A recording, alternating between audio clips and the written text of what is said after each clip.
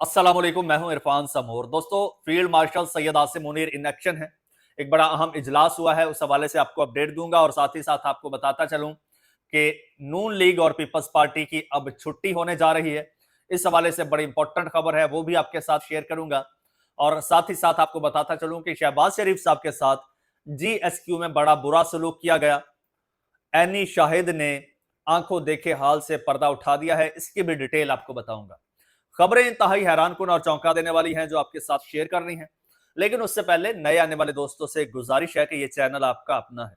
अगर अभी तक इसको सब्सक्राइब नहीं किया तो सब्सक्राइब कर लीजिए और बेल आइकन पर जरूर क्लिक कर दीजिए ताकि हर नई आने वाली वीडियो टाइमली आपको मौसूल होती रहे। दोस्तों, आपको किसी के साथ लाख इख्तलाफात हो, आपको किसी की शख्सियत पसंद नहीं है, किसी का स्टाइल पसंद नहीं है, कोई आदमी पसंद नहीं है, लेकिन जहां पर बात आए हमारे मुल्क के दिफा की, हमारे मुल्क की सिक्योरिटी की और हमारे मुल्क के वकार की, तो उस पर किसी किस्म का कोई कंप्रोमाइज नहीं हो सकता। मुल्क की सिक्योरिटी के लिए क्या बेहतर है, क्या हिकमत अमली होगी, ये मेरे ख्याल में मेरे और आपसे बेहतर हमारे मुल्क के सिक्योरिटी इदारे जानते हैं। तो क्योंकि और वो हमसे बेहतर जानते हैं और उनके होते हुए हमारे मुल्क की जो सिक्योरिटी है, हमारे मुल्क का जो दिफा है, वो कम से कम इत्मीनान बख्श है। इसका हमें एक वाज़ेह सबूत इंडिया के खिलाफ जंग में मिल भी चुका है। तो इसी हवाले से एक कोर कमांडर्स कॉन्फ्रेंस हुई है और ये 275वीं कोर कमांडर्स कॉन्फ्रेंस हुई, इजलास हुआ जिस दौरान फोरम ने मुसल्लह अफवाज कानून नाफिज करने वाले इदारों और मादरे वतन के दिफा में अपनी जानों का नजराना पेश करने वाले मासूम शहरियों को जबरदस्त खिराज अकीदत पेश किया। फोरम ने शहदा की बेमिसाल कुर्बानियों को खिराज तहसीन पेश करते हुए यह इयादा किया कि शहदा की लाजवाल कुर्बानियां हमेशा पाकिस्तान की कौमी सलामती, इत्तेहाद और इस्तेकामत की बुनियाद बनी रहेंगी।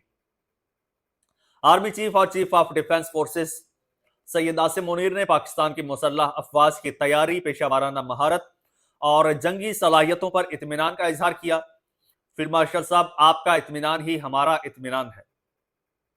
आर्मी चीफ ने मुल्क भर में इंटेलिजेंस की बुनियाद पर जारी इंसदाद दहशतगर्दी की कार्रवाइयों में कमांडर्स और फॉर्मेशंस के आजम, मुस्तैदी और कामयाबी को सराहा। उन्होंने कहा कि दहशतगर्द नेटवर्क्स के मुकम्मल खात्मे, उनके मुआविन इंफ्रास्ट्रक्चर की तबाही और पाकिस्तान की सरजमीन को किसी भी शरंगेज कार्रवाई से रोकने के लिए मौजूदा ऑपरेशनल रफ्तार बरकरार रखी जाएगी।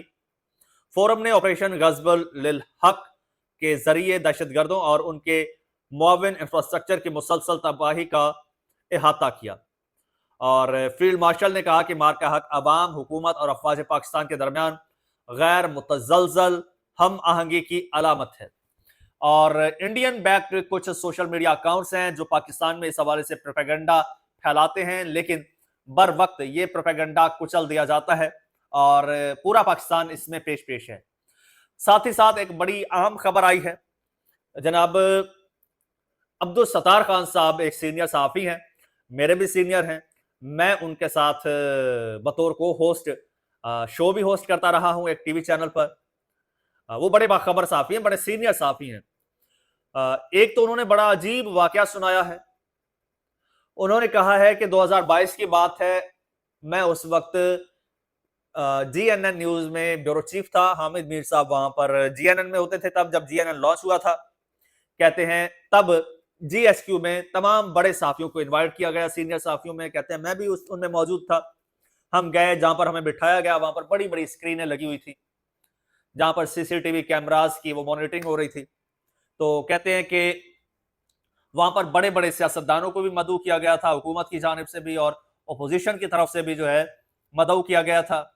और जब लोग आ रहे थे तो उन्हें बड़ा प्रोटोकॉल दिया जा रहा था, वेलकम किया जा रहा था। तो कहते हैं जब वहां पर शहबाज शरीफ साहब आए हैं तो उन्हें जिस तरह से वेलकम किया गया है, कहते हैं मुझे वो मंजर देखकर बड़ी हैरत हुई। क्योंकि सत्तार खान साहब नून लीग के बड़े हामी हैं, मैं पर्सनली जानता हूं, मेरा कई बार उनसे जो है वो बहस भी हुई है इन टॉपिक्स पर। तो वो बड़े हामी हैं नून लीग के। वो कहते हैं जी शहबाज शरीफ साहब को बड़ा बुरा ट्रीट किया गया। जब वो आए हैं तो ट्रीट बड़ा बुरा किया गया, वेलकम बड़ा बुरा किया गया। आए हैं तो एक सादा लोगों की तरह, आम लोगों की तरह आके बैठ गए हैं। फिर पीछे से आए हैं बिलावल भुट्टो जरदारी। कहते हैं बिलावल भुट्टो जरदारी को बाकायदा प्रोटोकॉल के साथ वेलकम किया गया, पूरा वजीर आजम का प्रोटोकॉल दिया गया बिलावल भुट्टो जरदारी को। उस वक्त वजीर आजम इमरान खान साहब थे।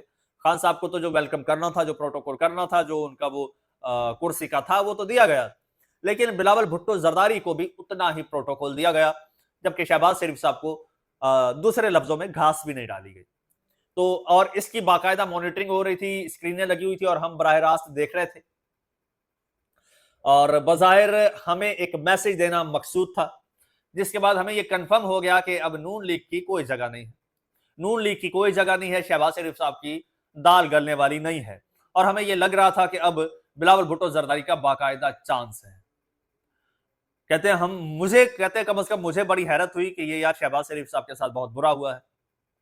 कहते हैं फिर क्या हुआ, फिर चंद दिन बाद हमने देखा कि वही शख्स वजीर आजम की कुर्सी पर बैठ जाता है और बिलावल भुट्टो जरदारी साहब, जिसको ज्यादा प्रोटोकॉल दिया गया था, वो उसकी काबीना का वजीर बन जाता है। तो वहीं पर बात हुई है कि अब इस सिस्टम ने यह ठान ली है कि नून लीग और पीपल्स पार्टी से जान छुड़ाई जाए। इनको जो टारगेट्स दिए गए थे वो अचीव नहीं कर पाए, बल्कि ये तो उल्टा हमारे ऊपर बोझ बन गए हैं। इन्होंने हमारा क्या बोझ उठाना था, हम इनका बोझ उठा रहे हैं। तो अब अगला जो इलेक्शन आ रहा है, और यह भी कहा जा रहा है कि अब कबल अज वक्त इलेक्शन करवा दिया जाए, यानी कि अगले ही साल इलेक्शन करवा दिया जाए 27 में, और उस इलेक्शन की सूरत में इन दोनों को एलिमिनेट कर दिया जाए, क्योंकि अब ये बिल्कुल नाकारा हो चुके हैं, किसी काम के नहीं रहे। और जहां तक मेरी इतलात है दोस्तों, मेरी इतलात ये है कि अगर तो ये इंटरनेशनल इशू ना बनता, एक बैनुल अक़वामी ये जंग का सिनेरियो ना बनता, और फिर पाकिस्तान के लिए ये इंतहाई हसास और मोहतात ये रहने वाला इशू था, जिस वजह से कोशिश की गई कि भाई ये जो मामला चल रहा है, ये जो सेटअप चल रहा है, इसको स्टेबल रखा जाए और बैरूनी जो मामला थे पहले उनको हल किया जाए। वरना तो आज तक शायद ये सेटअप चेंज हो चुका होता। एक इसी तरह की जो है वो इस्लामाबाद में बड़ी एक बैठक हुई थी, जिसमें फैसला किया गया था कि भाई हम इनका मजीद बोझ नहीं उठा सकते। अब जो है, अब फिर ये फैसला किया गया है, एक बार फिर मीटिंग हुई है, फिर फैसला किया गया है कि भाई no more, this burden is no more taking by us. तो अब ये बोझ उतारने का वक्त आ गया है, बशर्त ये कि अब इंटरनेशनल जो मामलात हैं वो स्मूथली चलते रहें और बैनुल अक़वामी मंजरनामे पर कोई बड़ी गड़बड़ ना हो। अगर हुई तो फिर मामला पेचीदा हो सकता है, अदरवाइज इस सेटअप को लपेट दिया जाएगा। इस हवाले से रऊफ कलासरा साहब हैं, सीनियर जर्नलिस्ट हैं, उन्होंने भी कुछ इंकशाफात किए हैं।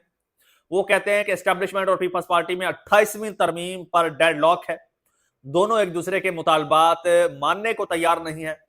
एस्टेब्लिशमेंट कहती है कि एनएफसी अवार्ड में सूबों का हिस्सा कम करें, क्योंकि विफाक फौज का बजट देता है, पेंशन देता है, तनख्वाहें देता है, लाखों सरकारी मुलाजमीन हैं। इसके अलावा एस्टेब्लिशमेंट तालीम और सेहत के महकमे विफाक को वापस करने का कह रही है। पीपल्स पार्टी इस कड़वे घूंट के बदले बिलावल को वजीर आजम बनाना चाहती है। इस पर डेडलॉक बरकरार है। दोस्तों एक बात आपको बताता चलूं, असल इशू यही है, पीपल्स पार्टी को हटाने का इशू यही है। ये जो नए सूबे बनाना है, एनएफसी का मामला, एजुकेशन और ये हेल्थ, ये विफाक के हाथ में देना, इसके बाद सूबों के पास क्या रह जाता है? कुछ भी नहीं। इसके बाद तो असेंबलियां चाहे खत्म कर दें, कोई फर्क ही नहीं पड़ेगा। असेंबलियां रखने का, ये सूबाई हुकूमतें रखने का कोई फायदा ही नहीं है। तो ये पीपल्स पार्टी की रेड लाइन है।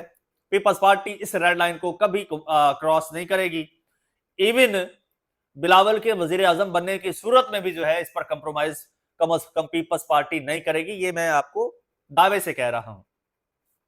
दूसरी जानिब नून लीग है, वो तो वैसे बोझ बन चुकी है, चाहे सूबाई हुकूमत हो चाहे विफाकी हुकूमत हो। सूबाई हुकूमत के तो खैर अपने अल्ले तलल्ले खत्म नहीं होते, और सूबाई हुकूमत आपको बताता चलूं, ये इनकी खुशकिस्मती है, ये इनका गुड लक है। जिस तरह कहते थे ना कि कोरोना इमरान खान के लिए गुड लक साबित हुआ। इमरान खान का गुड लक था कि कोरोना आ गया और इख्तिदार 4 दिन मजीद चल गया। इसी तरह से ये नून लीग की हुकूमत, चाहे मरियम सरकार हो या शहबाज सरकार हो, इनका ये गुड लक है कि ये बैनुल अक़वामी सिनेरियो बन गया और इनके इख्तिदार को थोड़ा सा जो है वो तवालत मिल गई। अदरवाइज अब तक ये अपने बोझ तले दब चुका होता। अब देखते हैं मामला किस तरफ जाता है। जो भी होगा आपके साथ बर वक्त शेयर करूंगा। फिलहाल मुझे इजाजत दीजिए। अल्लाह हाफिज।